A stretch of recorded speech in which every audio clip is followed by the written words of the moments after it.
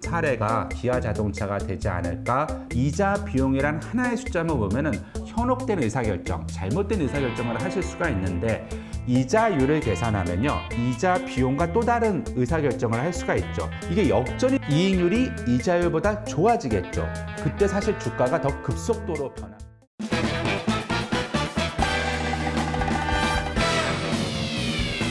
안녕하세요. 정교수의 알고투자, 알투자. 오늘은 또 네 번째 촬영 시간입니다. 오늘 저희가 같이 얘기 나눠보고 싶은 것은 최근 금리 인하와 관련돼서 어떤 기업이 수혜를 받을 수 있을지에 대해서 같이 얘기 한번 나눠보고 싶습니다. 제목 잘 뽑았나요? 좋아요 눌러주세요. 이제 좋아요 누르다는 말을 좀 익숙하게 해야 되는데 아직 익숙하지가 않아갖고요. 18일이죠. 다 아마 들으셨을 겁니다. 기준금리를 1.75%에서 1.5%, 그러니까 0.25%포인트 내렸는데요. 중소기업계에서는 이 금통위의 기준금리 인하를 아주 환영을 하고 있는데요. 중소기업 중앙회에서 그와 관련돼서 얘기한 게 아주 인상적입니다. 이번 기준금리 인하가 중소기업과 소상공인의 금융 비용 부담을 경감하고, 그래서 기업 투자와 소비를 확대시켜서 결국은 실질 경제 성장에 도움을 주기를 바란다, 이런 얘기를 했습니다. 그래서 기준금리가 인하가 되면 사실 모든 기업들한테 도움이 될 수도 있겠지만 특히 한계 기업들한테는 이 기준금리 인하가 상당히 도움이 될 겁니다. 그래서 오늘 우리가 얘기를 나눠보고 싶은 건 두 가지인데요. 첫 번째는 실제로 이 이자 비용이 얼마나 되는지 한번 살펴보자. 그리고 나서 그러면 이런 이자 비용, 기준금리 인하로 인해서 어떤 기업이 혜택을 볼 수 있을지 수치를 한번 저희 살펴보도록 하겠습니다. 우리나라 상장사 중에서 2018년도 기준으로 이자 비용을 뽑을 수 있는 기업을 제가 한번 계산을 이제 실제로 자료를 조사해 봤더니 1786개사입니다. 그래서 1786개사 전체 상장사를 대상으로 1년에 얼마나 이자 비용을 내는지 한번 추세를 짜쳐봤습니다. 그랬더니 2011년도에 14조 정도 우리나라 상장 기업들은 이자 비용을 지급하고 있고요. 2015년도 가면은 15조 최고봉을 끊습니다. 그 이후로 이제 이자 비용들이 점점 감소하다가 2018년 작년 말 기준으로 11조 8천억, 그래서 재작년인 2017년보다 약간 상승하는 이자 비용이 나타나고 있습니다. 여기서 더 중요한 것은 그러면 이 총 이자 비용 말고 상장사 한 개사당 평균 이자 비용이 얼마가 되는지를 알고 있는 건 되게 도움이 됩니다. 왜냐하면 저희가 어떤 의사결정을 할 때 세 가지 판단 기준이 있을 수가 있어요. 이 첫 번째는 이론상 기준치입니다. 그래서 오늘도 우리가 이자 비용이 하락함으로 인해서 도움이 받는 기업을 따질 때 이 이론상 기준치 얘기를 할 겁니다. 조금 이따 말씀을 드릴 거고요.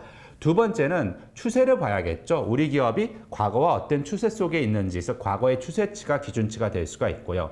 세 번째는 우리 회사가 속해 있는 업종의 평균 또는 산업의 평균 또는 경쟁사의 평균이 바로 기준치가 될 수가 있습니다. 그래서 이 세 가지 기준치를 알아야지만 내가 의사결정할 때 기준을 알아야지만 의사결정할 수 있지 않겠습니까? 그 가운데 하나가 업종의 평균인데요. 우리 상장사 전체 기업을 봤을 때 2018년 말 기준으로 한 개사가 부담하고 있는 1년 동안 부담하고 있는 이자 비용이 66억 원 정도 됩니다. 그래서 여러분들이 갖고 계신 기업이나 아니면 투자하고 기업이나 아니면 여러분이 지금 다니시고 계신 기업의 1년 이자 비용이 얼마나 되는지 판단하실 때 이 평균 이자 비용 66억과 비교해 보시면 판단 의사결정에 도움이 되실 겁니다.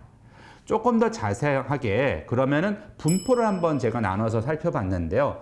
1년에 5천억 이상, 엄청난 숫자죠. 이자 비용을 부담하는 회사가 어디 있나 봤더니요, 두 개 회사가 있습니다. 우리나라 이 두 개 회사는 다 공기업인데요. 하나는 한국가스공사고요. 또 하나는 한국전력공사입니다. 가스공사가 부담하는 1년 이자 비용이 8,500억 원이고요. 한국전력공사가 7천억 정도 됩니다. 그리고 세 번째가 요즘도 여전히 논란이 되고 있는 대한항공인데요. 대한항공이 1년에 부담하는 이자 비용이 4,900억 원 정도 됩니다. 이 대한항공을 포함해서 1,000억 원 이상, 5천억 이하 미만의 1년 이자 비용을 부담하는 기업들이 한 20개사 정도 되고요. 500억 이상, 1,000억 원 미만의 이자 비용을 부담하는 기업들도 한 22개 정도 됩니다. 그리고 평균 이상 중에서 가장 많은 비중을 차지하는 기업군은 이자 비용이 1년에 1,000억 원 이상, 그리고 500억 미만인데 약 115개사 정도 되고요.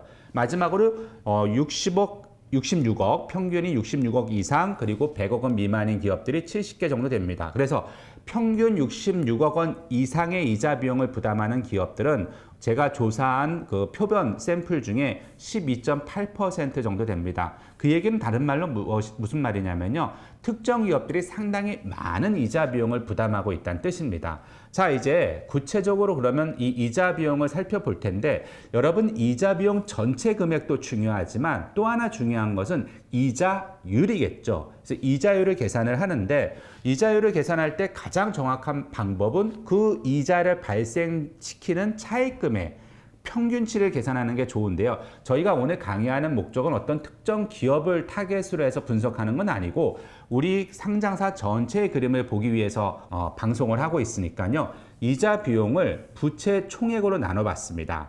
자, 그러면 아까 말씀드린 것처럼 한국가스공사가 우리나라 이자 비용 총액은 제일 높은데 이자율은 얼마가 되는지 2018년 기준으로 한번 보시면요. 2.8%입니다. 우리나라 국가의 기준금리가 1.75%였으니까 그것보다는 조금 높은 위험이 달려져 있죠. 이자율은 뭐에 의해서 결정이 되냐면요. 그 기업의 위험에 의해서 결정이 됩니다. 그 다음 한국전력공사를 보면은 이자 비용은 그렇게 높은데요. 이자율은 1.33%니까 우리나라 국가 기준금리보다도 낮은 수준이죠. 그러니까 이 얘기는 뭐냐면 한국전력공사가 망할 가능성에 대해서 세상에서는 많은 사람들이 그럴 리가 없다, 망할 가능성이 아주 낮다 이렇게 평가하고 있다는 뜻입니다. 대한항공 같은 경우에는 2.31%니까요. 작년 말 기준이긴 한데 우리가 상식적으로 생각하는 이자율보다는 낮은 수준으로 지금 기록이 되어 있습니다. 여러분 가장 궁금할 수 있는 회사가 지난 우리 방송에서도 다뤘던 일본의 무역 보복 때문에 피해를 볼 수 있는 삼성전자인데요. 삼성전자는 이자율이 1%도 안 돼요. 0.86%입니다. 우리나라가 기준금리가 기존에 1.75%였으니까 우리나라가 도산할 가능성보다 삼성전자가 파산할 가능성이 절반밖에 안 된다는 게 시장의 평가라는 거죠. 이건 삼성전자의 엄청난 파워일 수 있습니다. 그 외에 이자율이 낮은 기업들을 보시면은 LG전자도 1.31%, 기아자동차가 1.08%, 현대자동차가 0.91%, 그리고 포스코가 1.62%, 롯데쇼핑도 의외로 낮아요. 롯데쇼핑도 1.24%. 마지막으로 1,000억 원 이상의 1년 이자를 부담하는 기업들 중에서 삼성중공업이 1.51%입니다. 지금 제가 말씀드린 기업들은 우리나라 국가의 기준금리보다도 낮은 이자율, 그러니까 시장에서 이런 기업들에 대해서는 도산할 가능성이 굉장히 낮다고 보고 의사결정을 하고 있는 거죠. 상대적으로 3%인 기업을 한번 보시면 두산인프라코어가 3.78%고요. 동국제강이 3.20%입니다. 그래서 아까 말씀드린 기업보다는 시장에서 도산 가능성, 위험에 대해서 한 2배 정도 높게 본다고 보시면 되겠고요. 눈에 띄는 기업이 있죠. 현대상선이 5.83%니까 다른 기업보다 확실히 높다는 걸 알 수 있고요. 그리고 동부제철이 6.14%입니다. 그래서 이자율을 계산하면요. 이자 비용과 또 다른 의사결정을 할 수가 있죠. 그래서 이자 비용만 보면은 저희 방송에서 계속 강조해서 말씀드렸듯이 이자 비용이란 하나의 숫자만 보면은 그 숫자로 인해서 현혹된 의사결정, 잘못된 의사결정을 하실 수가 있는데 숫자를 합칠 수 있는 능력이 생기잖아요. 지금 저희가 하는 것처럼 이자 비용을 부채 총합과 비교해서 봤더니 또 다른 의사결정을 확인해 볼 수가 있습니다. 자, 이제 구체적으로 우리가 기업군을 3가지로 나눠서 조금 더 자세히 볼 텐데 어떻게 보냐면 제가 모두에 뭐라고 말씀드렸냐면 기준치 중에 중요한 게 이론적 기준치라고 말씀드렸죠.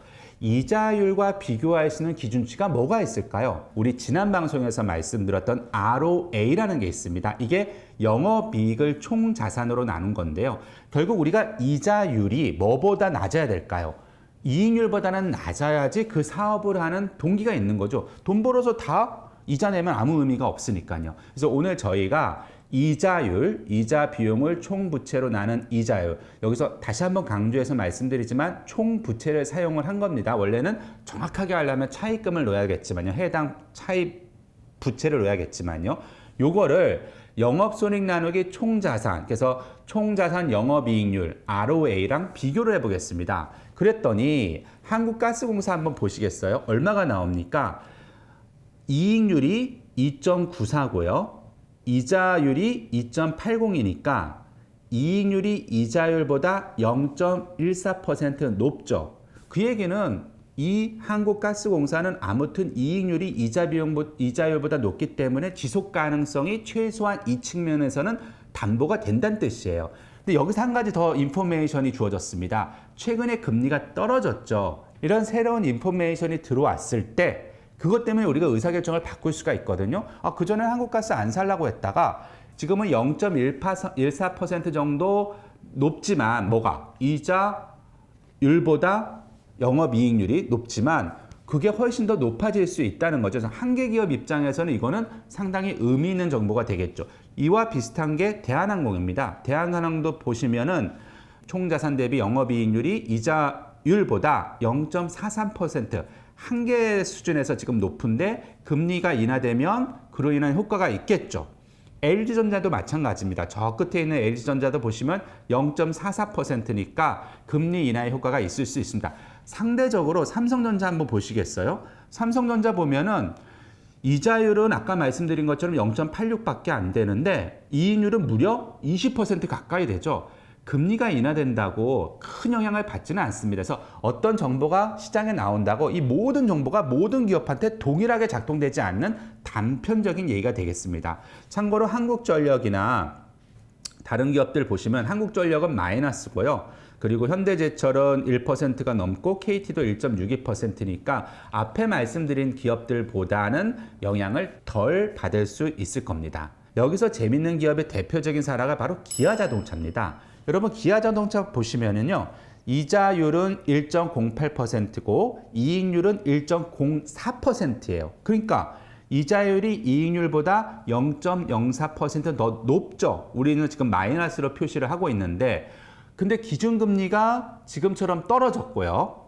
그만큼 이 기아자동차의 금리가 영향을 받아서 떨어진다면 이게 역전이 되겠죠. 이익률이 이자율보다 좋아지겠죠. 이렇게 어떤 기업이 모멘텀에 있어서 바뀔 때 그때 사실 주가가 더 급속도로 변하게 됩니다. 그래서 이런 기업들이 사실은 가장 큰 영향을 받을 수 있는 한계 기업이 되겠습니다. 비슷하게 현대자동차도 지금 보시면 마이너스 0.99니까 영향을 받긴 하는데 이거는 기준금리 인하만으로는 충분하지 않고 최근에 여러분 현대자동차 소식 많이 들었을 텐데 현대자동차의 이익 구조에 변화가 있으면 여기도 이제 어떤 가속도가 붙을 수가 있을 겁니다.